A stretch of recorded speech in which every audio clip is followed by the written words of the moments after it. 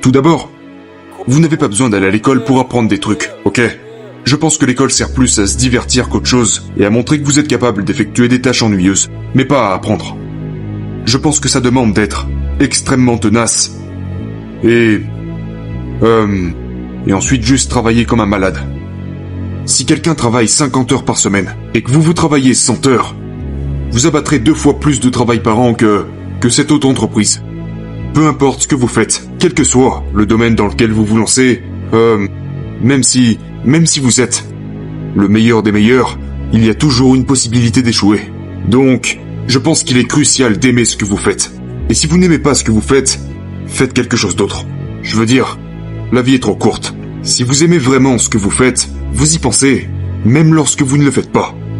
Je veux dire, c'est quelque chose qui attire votre esprit. Mais si vous n'aimez pas ce que vous faites, ça ne pourra pas fonctionner.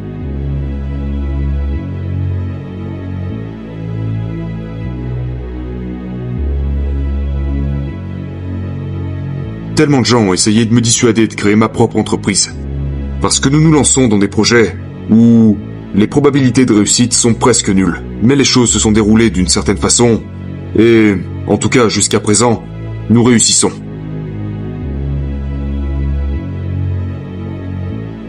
Maintenant, le moment est venu de prendre des risques. Vous n'avez pas d'enfants. En vieillissant, vos obligations grandiront. Donc, mais une fois que vous avez une famille, vous commencez à prendre des risques non seulement pour vous-même, mais également pour votre famille. Donc il devient beaucoup plus difficile de faire des choses qui pourraient ne pas fonctionner.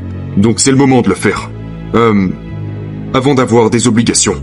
Donc je vous encourage à prendre des risques maintenant. Faites quelque chose d'audacieux. Vous ne le regretterez pas. Nous nous concentrons sur le signal plutôt que sur le bruit. Beaucoup d'entreprises sont confuses. Elles dépensent de l'argent sur des choses qui n'améliorent pas réellement leurs produits. Par exemple, chez Tesla, nous n'avons jamais dépensé d'argent en publicité. Nous mettons tout l'argent dans la recherche, le développement, la fabrication, le design, pour tenter de rendre nos voitures aussi bonnes que possible.